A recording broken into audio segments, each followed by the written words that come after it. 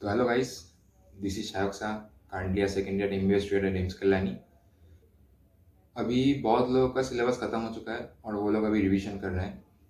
तो कौन सा चैप्टर्स को ज़्यादा टाइम देना है और कौन सा चैप्टर को टाइम कम देना है, मतलब ऐसा बहुत चैप्टर रहता है, मतलब फिजिक्स का बात बता रहा हूँ। ऐसा बहुत चैप्टर रहता है जो चैप्टर ईजी है पर मार्क्स उससे ज़्यादा आता है। तो आपको ये पहले जानना पड़ेगा, उस चैप्टर को आप पहले रिवीजन कीजिए, ठीक है। और जो चैप्टर मतलब बहुत टफ है, जैसे रोटेशनल मैकेनिक्स हो गया, ये सब चैप्टर्स टफ है पर इससे क्वेश्चंस ज़्यादा नहीं आता, ठीक है, एक दो ही आता है।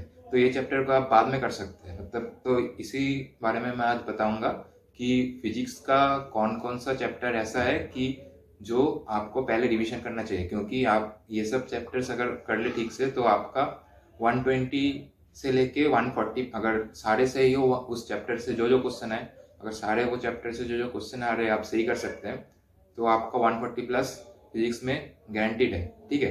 तो ये उसी चैप्टर्स का मैं अभी बात करने वाला हूँ। तो पहला जो चैप्टर है वो है यूनिट एंड मेजरमेंट, ठीक है। इससे आप मान लीजिए कि 2 to 3 क्वेश्चन इसमें कंफर्म है। इसमें वो सब क्वेश्चन ही आएंगे, जैसे यूनिट मेजर करना, फिर आपका हो गया वर्नियर कैलिपर का प्रॉब्लम हो गया, ये सब क्वेश्चंस, मतलब ये सब प्रीवियस ईयर क्वेश्चंस देख लेंगे तो उस टाइप के क्वेश्चन ज़्यादातर आता है, रिपीट होता है, ठीक है।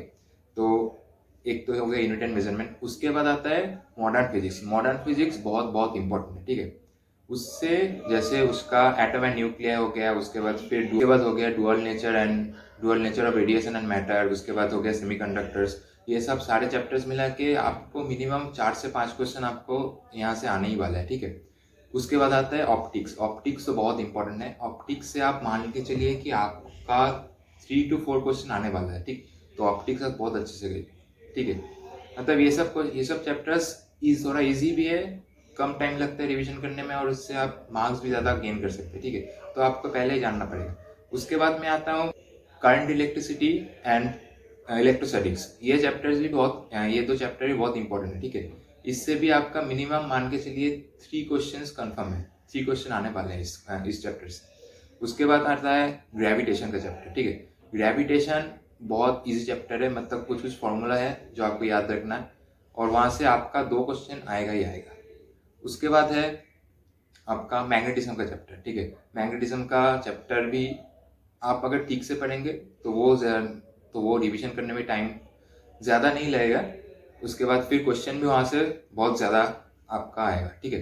मैग्नेटिज्म से मिनिमम आपका 3 क्वेश्चन आने ही वाला है। उसके बाद मैं आता हूँ थर्मोडायनेमिक्स, ठीक है। थर्मोडायनेमिक्स का जो ग्राफिकल फॉर्मूला है वो आप PIQ से देख सकते हैं, मतलब प्रीवियस ईयर क्वेश्चन से देख सकते हैं। उसके बाद वो सब कीजिए और उसका जो फॉर्मूलास है वो ठीक से कीजिए, तो आपका वहाँ से भी 4 से 5 क्वेश्चन आपका आएगा ही आएगा, ठीक है। ये सारे चैप्टर्स हो गए। उसके बाद फिर मैं आता हूँ सॉलिड एंड फ्लूइड्स का जो चैप्टर है, ठीक है। सॉलिड एंड फ्लूइड्स का चैप्टर, वहाँ से 3 क्वेश्चन आपका कंफर्म है, आएगा ही आएगा। उसके बाद आता है ऑसिलेशन एंड वेव्स। वहाँ से भी 3 क्वेश्चन, 3 से 4 क्वेश्चन आपका आएगा ही आएगा, ठीक। तो ये आप लिख के लीजिए। तो उसके बाद है laws of motion and kinematics. ये चैप्टर तो बहुत बेसिक्स है, ये आपको अच्छे से करना है। ये चैप्टर से भी आपका 2 to 3 questions, minimum 2 to 3 questions आएगा ही आएगा, ठीक है।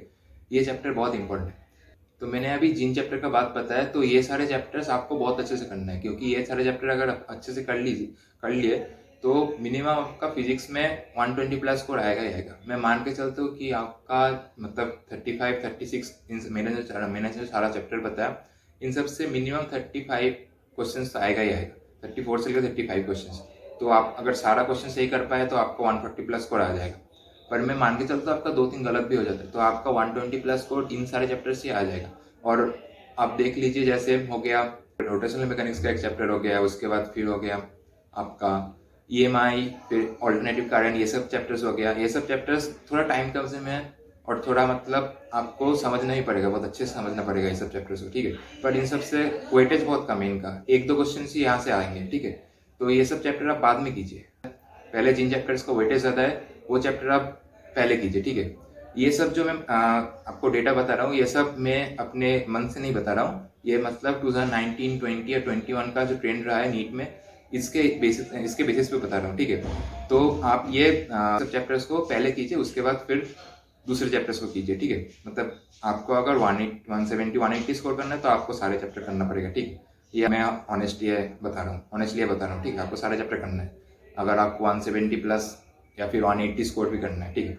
पर आपको अगर MBBS में जाना है तो आप फिजिक्स में अगर 140 प्लस स्कोर करते तो एक अच्छा स्कोर है वो फिजिक्स में, ठीक है। तो उसके लिए आप ये सब चैप्टर्स को पहले कीजिए, ठीक है। और उसके बाद फिर जो टाइम बचता है उसमें आप वो सब रोटेशनल मैकेनिक्स का, EMI, AC का चैप्टर, ऑल्टरनेटिव करंट का चैप्टर जो हो गया, ये सब चैप्टर कीजिए, ठीक है। इसके बाद में फिर केमिस्ट्री और बायोलॉजी का भी मतलब जो जो इंपॉर्टेंट टॉपिक्स है, मतलब इंपॉर्टेंट चैप्टर्स है, उसका भी लिस्ट आपको दे दूंगा, ठीक है, मतलब मेरे नेक्स्ट वीडियोस में। तो मेरे चैनल को लाइक शेयर एंड सब्सक्राइब कर दीजिए। तो फिर मिलते हैं नेक्स्ट वीडियो में, एंड तब तक के लिए बाय एंड थैंक यू।